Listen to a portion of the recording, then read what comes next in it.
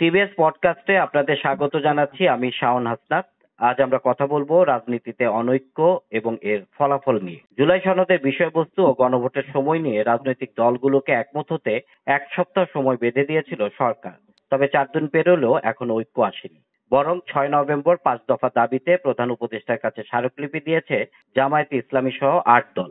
সেখানে জাতীয় নির্বাচনের আগেই গণভোট চায় দলগুলো। অন্যদিকে একই দিনে জাতীয় নির্বাচন ও গণভোটের বিষয়ে অনড় বিএনপি। সেক্ষেত্রে রাজনীতি থেকে ঐক্য আসবে, না আসলে এর ফলাফল কি হবে, নির্বাচনেরই বা কি হবে? এসব বিষয়ে কথা বলতে আমাদের সঙ্গে যোগ দিয়েছেন সাংবাদিক ও বিশ্লেষক শাহেদ আলম। জনাব শাহেদ আলম, আপনাকে স্বাগত জানাচ্ছি। ধন্যবাদ। আমি শুরুতে একটু জানতে চাচ্ছি, আজকে তো আসলে জামায়াতে ইসলামী সহ 8 দল তারা একটা কর্মসূচি নিয়ে প্রধান উপদেষ্টার কাছে একটি স্মারকলিপি দিয়েছেন এবং সেখানে জামাতের সেক্রেটারি জেনারেল মিয়া গোলাম পরোয়ার বলেছেন যে 10 তারিখের মধ্যে দাবি পূরণ না হলে ঢাকা শহরের চিত্র বদলে যাবে। অন্যদিকে যশোরে মির্জা ফখরুল ইসলাম আলমগীর বিএনপির মহাসচিব উনি বলেছেন বিএনপিকে অবজ্ঞা করাটা মানে সরকারের জন্য ঠিক হবে না। মানে এই যে রাজনীতিতে যে এরকম একটু মুখোমুখি অবস্থান অথচ সামনে নির্বাচন, আপনার কাছে কি মনে হচ্ছে? মানে পরিস্থিতি আসলে কোন দিকে যাচ্ছে? পরিস্থিতি কোন দিকে যাচ্ছে সহজে এক কথায় বলা হয়তো ঠিক হবে না, তবে পরিস্থিতিটাকে ভিন্ন খাতে প্রবাহিত করার একটা প্রচেষ্টা আমরা দেখতে পাচ্ছি। বিশেষত জামায়াতের তরফে যেই ডেডলাইন দেওয়া হচ্ছে কিংবা 10 তারিখের সময় বেঁধে দেওয়া হয়েছে, আপনারা জানেন যে আওয়ামী লীগের তরফে 13 নভেম্বর লকডাউন ঢাকা নামে একটা উড়ো কর্মসূচি ঘোষণা করা হয়েছে।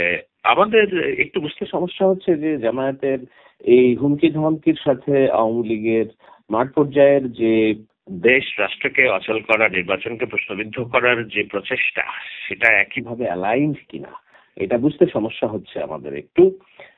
এবং গণভোটের যে বিষয়টাতে ইস্যু বানানোর চেষ্টা করা হচ্ছে, সেটা একজন সাধারণ নাগরিক হিসেবে আমার কাছে বোধগম্য নয়, এই কারণে যে গণভোট তো আর হাতের মোয়া না যে না আমি চাইলাম আর গণভোট হয়ে গেল। একটা দেশের প্রায় 18 থেকে 20 কোটি নাগরিক, এবং এই গণভোটের ফলাফলের একটা কনসিকুয়েন্স আছে। ধরুন না জয়যুক্ত হয়ে গেল, প্রথম কথা হচ্ছে আমি বলতে চাচ্ছি রেজাল্ট বিষয়টা নিয়ে, যে এই মুহূর্তে ভোট হলো, আওয়ামী লীগ যেহেতু এই সরকারকে মানে না, প্রসেসকে মানে না, এবং তারা না ভোটের প্রচারণায় সমর্থনটা তা ভোট দিল না ভোটে। বিএনপিকে যেহেতু জোর জবরদস্তি করে এই গণভোটে নির্বাচনের আগে রাজি করানোর প্রচেষ্টা হচ্ছে, তারাও আমরা এর আগে দেখেছি সোশ্যাল মিডিয়াতে তারা না এই মুহূর্তে না গণভোটের ব্যাপারে ক্যাম্পেইন চালাচ্ছে। তা সবাই যদি না ভোট দেয় এবং না যদি জয়যুক্ত হয়, তাহলে কি জুলাইয়ের যে ম্যান্ডেট গণঅভ্যুত্থানের, সেই ম্যান্ডেট অবৈধ হয়ে যাবে কিনা? রাষ্ট্রপতি তখন ডিক্রি জারি করতে পারে কিনা? আমরা তো জানি রাষ্ট্রপতি চুপ্পু আওয়ামী লীগের এটাকে কি বলে, তিনি পারপাস সাব করেন বলে এই অভিযোগ তো আছেই। তখন যদি বলেন যে না এই সরকার অবৈধ, ইউনূসের সরকার অবৈধ হয়ে যাবে কিনা, এসব নানান বিষয়। সেটা যদি হয়, এই রাষ্ট্র সেটা লোড নিতে পারবে কিনা? প্রথম কথা হচ্ছে এইটা, এই গণভোটের রেজাল্ট নিয়ে প্রথম কথা। কিন্তু সবচেয়ে বড় যে কথা, প্রথম কথার আগেও যে বড় কথা, সেটি হলো নির্বাচন তো আর ছেলে খেলা নয় যে 20 কোটি মানুষের গণভোট আপনি 1 মাসের প্রস্তুতিতে নিয়ে ফেলবেন। আমাদের নির্বাচন কমিশন, আইন শৃঙ্খলা বাহিনী এই প্রস্তুত আছে কিনা? ডাকসু এবং ডাকসুতে অমোচনীয় কালি নিয়ে যে কেলেঙ্কারিটা হয়েছে, আপনারা দেখেছেন যে বলা হচ্ছে অমোচনীয় কালি, কিন্তু এটা মোচন হয়ে যাচ্ছে। একজন একাধিকবার ভোট দিয়েছে, সেটার ফলাফল একটা পক্ষে গিয়েছে, সেটা নিয়ে সারা দেশে নানান রকম অস্বস্তি আছে, নানান রকম আলোচনা আছে, নির্বাচন প্রশ্নবিদ্ধ হয়েছে। সেখানে ডাকসু তো একটা পকেট, ছোট্ট একটা স্বায়ত্তশাসিত অঞ্চল, 4-5 হাজার 8-10 হাজার ভোটের একটা চিত্র, সেইটা ম্যানেজ করতে সরকার দক্ষতা দেখায়নি, প্রশাসন দক্ষতা দেখায়নি। এখন নির্বাচনের আগে 1 মাসে নভেম্বরেই 20-25 দিনের সময়সীমা নিয়ে 18-20 কোটি মানুষের ভোট আয়োজন করা, তাও আবার 48টা বিষয়ের একেবারে নির্দিষ্ট নোট অফ ডিসেন্ট সহকারে, সেইটা এটার প্রস্তুতি, খরচ, অমোচনীয় কালি, ব্যালট পেপার, নির্বাচন কেন্দ্র প্রস্তুত করা, এটা তো শুধু নয়। গণভোটের পক্ষে যদি তারা ভোট চায়, কেন এই পক্ষে ভোট দরকার, সেগুলোর ধারা অনুযায়ী 48টা বিষয় মানুষকে বোঝানো, বাড়ির মহল্লায় মহল্লায় যে বোঝানো, সেটাও একটা সময় সাপেক্ষ ব্যাপার যারা এটার পক্ষে বিপক্ষে আছে।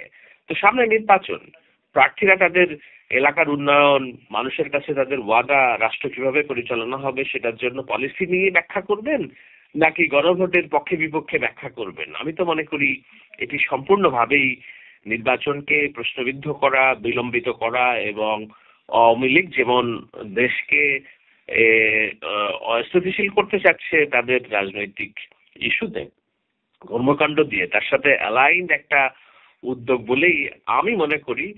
এবং সেই কারণে দেখবেন যে তাদের এই গণভোটের দাবির প্রেক্ষিতে জনসমর্থন কিন্তু নেই বললেই চলে। মানুষ ভোট চায়, রিক্সাওয়ালারা ভোট চায়, উবার ড্রাইভার ভোট চায়, সবজি বিক্রেতা ভোট চায়, হকার ভোট চায়, ব্যবসায়ীরা ভোট চায়। এখন এই ভোট মানে গণভোট না, তাদের কাছে না, তারা একটা রাজনৈতিক সেটেলমেন্ট চায়। যে কোনো একটা নির্দিষ্ট সরকার যে কোনো দল থেকেই হোক তারা 5 বছর রাষ্ট্র পরিচালনা করবে এই নিশ্চয়তা চায়। সেখানে জনগণকে ডাইভার্ট করার এই যে প্রচেষ্টা, আমি মনে করি এটা জনগণ প্রত্যাখ্যান করবে, ঠিক যেভাবে এর আগে তাদের পিআর ক্যাম্পেইনটা প্রত্যাখ্যাত হয়েছে অলমোস্ট, গণভোটের ক্যাম্পেইনটা প্রত্যাখ্যাত হবে। সুতরাং এখানে একটা অনৈক্যের বাতাস আছে, কিন্তু এটিকে আমি খুব বেশি ইস্যু বলে সামনে মনে করতে চাই না। আমরা তো দেখছি বিএনপি এরই মধ্যে আসলে 237টি আসনে তাদের প্রার্থীদের যে তালিকা সেটা প্রকাশ করেছে, প্রাথমিক তালিকা, যদিও বলা হয়েছে এটা যে কোনো মুহূর্তে পরিবর্তন হতে পারে। এদিকে এনসিপিও কিন্তু নির্বাচনের জন্য প্রস্তুতি নিচ্ছে। তো জামায়াত আসলে সেক্ষেত্রে কি তাদের কি প্রস্তুতি আগেই শেষ, নাকি তারা আসলে নির্বাচন নিয়ে প্রস্তুতি নিচ্ছে না কেন? আপনার কাছে কি মনে হয়? না, জামায়াতের প্রস্তুতি তো আগেই নেওয়া শেষ। তারা তো প্রথম দল হিসেবে তার 300 আসনেই তাদের মনোনয়ন চূড়ান্ত করেছে এবং প্রত্যেকটা আসনে তাদের প্রার্থীরা এখনই বাড়ি বাড়ি যে কাজ করছে, তাদের নারী কর্মীরা উঠান বৈঠক করছে। তাদের তো এই প্রস্তুতি আপনি দেখেন, তারা নগরে তারা ইস্যু ভিত্তিক রাজনীতি করছে, কিন্তু প্রত্যেকটা সংসদীয় আসনে ভোটের রাজনীতি করছে। নগরে তারা পিআরের জন্য কথা বলছে, গণভোট নিয়ে কথা বলছে। সংসদীয় আসনে কিন্তু তারা পিআর গণভোট নিয়ে বলছে না, তারা বলছে আল্লাহর আইন প্রতিষ্ঠিত করার, দিন প্রতিষ্ঠা করার জন্য আমাদের আগামী নির্বাচনে ভোট দিন। এবং 300 আসনেই তাদের প্রার্থীতা আছে। আবার দেখা যাচ্ছে ওখান থেকে তারা কাউকে ঘোষণা না দিয়েও প্রার্থী অদল বদল করছে, কেননা এটি তাদের কাছে সম্পূর্ণ নতুন একটা খেলা, নতুন একটা গেম। সুতরাং তাদের এই 300 সংসদীয় আসনে নির্বাচন করার গেমটা আয়ত্ত করার লাগছে। এজন্য তারা ওই জায়গাগুলোতে আগেই প্রার্থীতা দিয়ে রেখেছে। আমি মনে করি না যে জামাত প্রার্থীতা ঘোষণা করেনি বলে আপনাদের যে ধারণা হচ্ছে এটা ভুল। আপনি প্রত্যেকটা আসনে তাদের দেখবেন প্রার্থীতা তারা ঘোষণা করে রেখেছে। বিএনপি দেরি করছে, এনসিপি দেরি করছে। আমি যদি বলি জাতীয় পার্টি নির্বাচন করবে, তারাও এখনো প্রার্থীতা ঘোষণা করেনি। তো সব মিলিয়ে জামাত ছাড়ার আগে এগিয়ে আছে ভোটের রাজনীতিতে। কিন্তু এইটাও অনেকখানি ওইভাবেও আপনাকে দেখতে হবে যে উপরে উপরে সামনাসামনি দেখাচ্ছে যে তারা আন্দোলনের জন্য লড়ছে, কিন্তু ভিতরে ভিতরে তাদের সকল রণপ্রস্তুতি তারা সম্পন্ন করেছে। সুতরাং কোনো উপায়ে তারা নির্বাচন থেকে যে দূরে থাকবে কিংবা এটা না হলে নির্বাচনে অংশগ্রহণ করবে না, এই ধরনের অবস্থানে জামায়াত ইসলাম নেই। মানে এটা তাদের একটি কৌশল, মানে ভিতরে ভিতরে তারা প্রস্তুতি নিচ্ছে, আবার মাঠেও আসলে গরম রাখার চেষ্টা করছে। হ্যাঁ হ্যাঁ, এটা ঠিক আমরা দেখেছিলাম 1971-এর 25শে মার্চের কাল রাত্রের সময়, যেমন সামনাসামনি একটা আলোচনার ডায়লগের কথা বলা হচ্ছিল পাকিস্তানি সামরিক জান্তার তরফ থেকে, রাজনৈতিক দলগুলোর তরফ থেকে, কিন্তু ভিতরে ভিতরে তারা অস্ত্র আমদানি করছিল আমাদের আপামর জনতার উপর একটা যুদ্ধ চাপিয়ে দেওয়ার জন্য। তো ওরকমও আমার কাছে মনে হয় যে সামনাসামনি একটা আলোচনা, দাবি দেওয়া নিয়ে কথা হচ্ছে, কিন্তু ভিতরে ভিতরে তারা যুদ্ধের নির্বাচনের রণপ্রস্তুতি নিচ্ছে আর কি। এরই মধ্যে তো বিএনপি তাদের মনোনয়ন ঘোষণা করেছে, তো এই বিএনপির এই মনোনয়ন কেমন লেগেছে আপনার? আমি বলবো যে অন্তত 90% ক্ষেত্রে অসাধারণ মনোনয়ন বিএনপি দিতে সমর্থ হয়েছে এবং তাদের যে প্রার্থীতা আর বৈচিত্র্য সেটি মুগ্ধ করার মতো। আমি আবরার ফায়াজের ভাইয়ের একটা স্ট্যাটাস পড়ছিলাম যে কুষ্টিয়াতে 3-এ না 2-এ জামায়াত ইসলামী মনোনয়ন দিয়েছে আমির হামজাকে, যে আমির হামজা তার বিরুদ্ধে নানান তথ্য বিকৃতি, অসত্য বক্তব্য এবং মুনাফিকি রাজনীতির অভিযোগ, তার এগেনস্টে বিএনপি দিয়েছেন একজন সিভিল ইঞ্জিনিয়ারকে। তো এখানে তফাৎটা স্পষ্ট যে বিএনপি ঢাকা 14-তে অবশ্য তারা ব্যালেন্স করেছে, ব্যারিস্টার আরমানের সাথে বিএনপি সেখানে মিলিয়ে সানজিদা তুলিকে দিয়েছে। আবার জামায়াত ইসলামী এবং অন্যান্য ডানপন্থী রাজনীতিবিদদের সবচেয়ে অপছন্দের মুখ ফজলুর রহমানকে, মুক্তিযোদ্ধা ফজলুর রহমান, যার প্রতি বাংলাদেশের প্রো মুক্তিযুদ্ধ, প্রো 71 লক্ষ কোটি মানুষের সমর্থন আছে, তাকে দল থেকে বহিষ্কার রাখার পরেও, সাময়িক বহিষ্কার রাখার পরেও তাকে কিশোরগঞ্জ থেকে মনোনয়ন দেওয়া হয়েছে। এইভাবে আরো একটা বিষয় দেখতে হবে যে এক পরিবার থেকে একাধিক ব্যক্তির মনোনয়ন বিএনপি দেয়নি, এবং তরুণ নেতৃত্বকে সামনে নিয়ে আসার চেষ্টা করা হচ্ছে। রেজা কিবরিয়ার মতো একজন প্রথিতযশা অর্থনীতিবিদ এবং সভ্য সুস্থ চিন্তা রাজনীতিবিদকে দলে ভেড়ানো হয়েছে। মীর স্নিগ্ধ জুলাইয়ের যোদ্ধা হিসেবে যে পরিচিত, তার ভাই যে মারা গিয়েছিল, শহীদ হয়েছে, মুগ্ধর ভাই, মুগ্ধর যে অবদান এবং তার যে এই গোটা আন্দোলনে তার যে ফেস গত একটা মূল্য, সেইটাকে বিএনপি মূল্যায়ন করেছে এবং জুলাই যোদ্ধাদের কাজ, জুলাই শহীদদের পরিবারকে তার দায়িত্ববোধ নেওয়ার জন্য সবচেয়ে যোগ্য ব্যক্তিটাকেই বিএনপি ঠিক করেছে তাদের দলে। সুতরাং মনোনয়নের দিক থেকে যদি দেখেন, আমি বলবো যে 95% ক্ষেত্রে এটি খুবই ইতিবাচক মনোনয়ন। দু চার জায়গায় মনোনয়নের ক্ষেত্রে এদিক ওদিকে হয়েছে, উইনিং হবে না, অর্থাৎ না জিতে আসতে পারে এমন ক্যান্ডিডেটদেরকে দেওয়া হয়েছে। সেটা আমার এলাকাতেও হয়েছে, কিন্তু এটা এলাকা ভিত্তিক অসন্তোষ কিংবা ব্যক্তি পর্যায়ের অসন্তোষ হতে পারে। সমষ্টিকভাবে যদি আপনি দেখেন, it's a wonderful selection of good fighting team. আমি আরেকটা বিষয় একটু জানতে চাই, এনসিপিও কিন্তু তাদের কিছু বিশেষ করে তাদের কেন্দ্রীয় নেতাদের কিছু প্রার্থিতা ঘোষণা করেছে, আনুষ্ঠানিকভাবে যদিও এখনো তারা কিছু জানায়নি। এছাড়া আমরা দেখছি যে বিএনপি কিছু আসন ফাঁকা রেখেছে। সেক্ষেত্রে সামনে রাজনৈতিক ইকুয়েশন গুলো কোন দিকে যেতে পারে? এখন এনসিপির তো স্বাভাবিকভাবে ভোট ব্যাংক নেই, তাদের ভোট আছে কিছু, প্রত্যেকটা আসনে 200, 300, 500, 400, 1000 ভোট আছে, বাট এটি ভোট ব্যাংক বলা যাবে না, যেটা জামায়াত ইসলামীর ছিল নির্বাচনে, যে প্রত্যেকটা আসনে তাদের 3000 থেকে 50,000 পর্যন্ত নির্দিষ্ট ভোট ব্যাংক ছিল।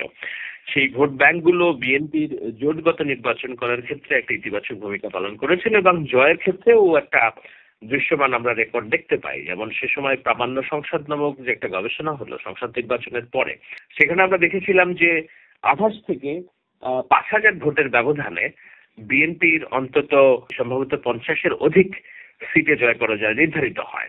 28 ভোট থেকে সর্বনিম্ন 5000 ভোট। আপনি চিন্তা করুন, একটি রাজনৈতিক দলের যদি 5000 ভোট ব্যাংক থাকে, ইটস এ বিগ অ্যাসেট। আমরা জানি না এনসিপির এই বিগ অ্যাসেট আছে কিনা ভোট ব্যাংক, কিন্তু তাদের ভোট আছে, কিছু ভোট আছে। সেই কারণে তাদেরকে জোটে নেওয়াটা একটা ইতিবাচক দিক। বিএনপি অবশ্যই চাইবে এবং বিএনপি সেটাই চেষ্টা করছে।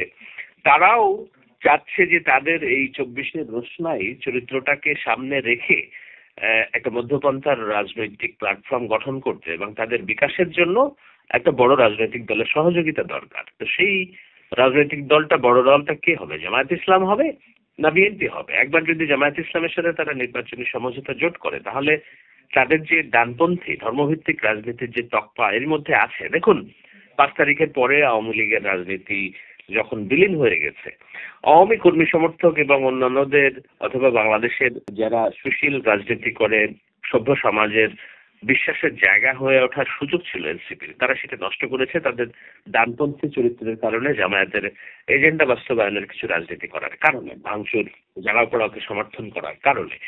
তো সেই জায়গায় তারা গ্রাউন্ড লুজ করেছে।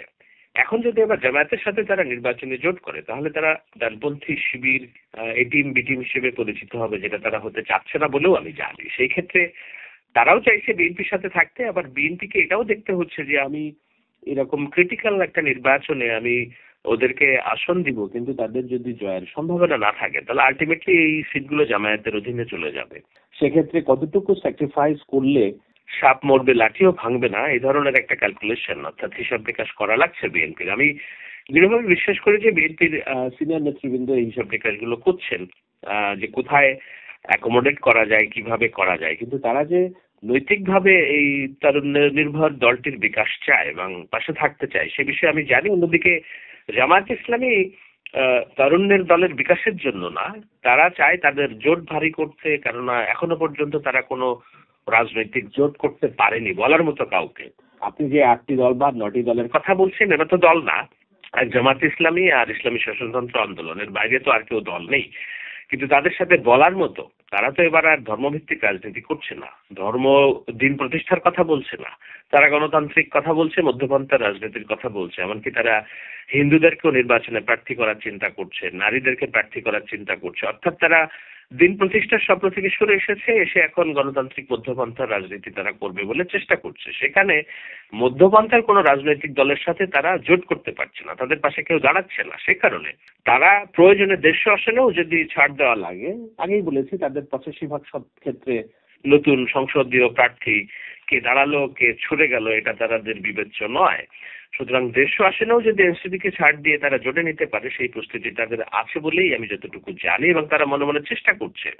এবং এর সবগুলো বিষয় দৃশ্যমান। যেমন নাসিরুদ্দিন পাটোয়ারির বিরুদ্ধে যখন মামলা করলো যুবদলের নয়ন, জামায়াত ইসলামী দলগতভাবে বিবৃতি দিয়ে নাসিরুদ্দিন পাটোয়ারির পাশে দাঁড়িয়েছে। এগুলো আর কিছু না, এগুলো হচ্ছে তাদের সিম্প্যাথি অর্জনের চেষ্টা এবং তাদের কাছে টানার চেষ্টা, এবং সেই চেষ্টা তারা করে যাচ্ছে।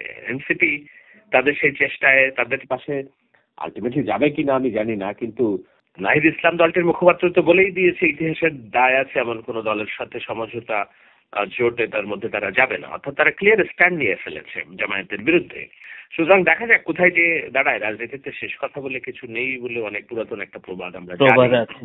রাজনীতিতে শেষ কথা নেই, তো সেক্ষেত্রে নির্বাচন নিয়ে তাহলে আমরা বলতে পারি যে মানে যত ধোঁয়াশা ছিল সবই কেটে গেছে। পুরোটা বলা যাচ্ছে না, কিন্তু নির্বাচন যে হতে হবে এই বিষয়ে তো কোনো সন্দেহ নাই, কোনো বিকল্প নেই। একটি মানুষ বাংলাদেশের আপনি পাবেন না খুঁজে না এই অবস্থায় নির্বাচন হয়ে কি হবে, আমাদের যেমন চলছে এমনি চলা ভালো। নো, নট এ সিঙ্গেল মানুষ, not a single political party, একটা ব্যবসায়ী সম্প্রদায়ের কেউ, আইন শৃঙ্খলা বাহিনী, আর্মি, তারা তো ফেড আপ হয়ে গেছে। They want to go back to the barrack. So সব মিলিয়ে নির্বাচন হতে হবে যে কোনো পন্থায় যেভাবে হোক, এবং নির্বাচন হবে এই বিষয়ে আমার কোনো সন্দেহ নেই। এখন বাদবাকি যেসব পানি ঘোলা হচ্ছে এগুলো নিয়মতান্ত্রিক রাজনীতি বলেই আমার মনে হয়। আমার মনে হয় দুদিন পরে সরকার একটা সিদ্ধান্ত দেবে, কিছু এদিক ওদিক আপত্তি থাকলেও সবাই সেটা মেনে নেবে, এবং সেই সিদ্ধান্ত অবশ্যই নির্বাচনের আগে গণভোট না, নির্বাচনের দিনই গণভোট। হয়তো এর সাথে উচ্চকক্ষে পিআর এর বিষয়টা আসতে পারে, যেটা দুই পক্ষকেই মোটামুটি একটা সন্তুষ্টির জায়গা তৈরি করে দিতে পারবে। কেননা জামাত চায় পিআর আর বিএনপি চায় নির্বাচনের দিন গণভোট। আর একটা যে বাধ্যবাধকতার কথা আছে যে সংবিধান অটোমেটিক্যালি যদি 270 দিনের মধ্যে কেউ ওই জুলাই সনদ না মানে এটা অটোমেটিক্যালি আইন হবে, এইটা জাস্ট কথার কথা। এটা বাচ্চাদের খুশি করার জন্য সুপারিশ করেছে, এটা এইভাবে কোনোদিন আইনে পরিণত হয় না। কারণ যখন সংসদ গঠিত হয় তখন সংসদ সার্বভৌম ক্ষমতার অধিকারী হয়, সেখানে আলোচনা ছাড়া একটা বিষয় অটোমেটিক্যালি আইনে পরিণত হবে, এইটা আবেগে বলা যায় বাট বাস্তবতা নেই। সুতরাং ওই বিষয়টা আপনাকে উজ্জ্বল রেখেই এখন দুইটা ইস্যুতে আপনাকে ভাবতে হবে। একটা হলো নির্বাচনের আগে গণভোট না নির্বাচনের দিন, আর একটা হলো উচ্চকক্ষে পিআর নাকি নন পিআর। তো আমার মনে হয় যে সরকার একটা সিদ্ধান্ত দিয়ে দিবে এবং সেটা নির্বাচনের দিনই গণভোট হবে। বাকিটা দেখা যাক, আরো 2-3 দিন তো বাকি আছে, নিশ্চয়ই সরকার সিদ্ধান্ত জানাবে।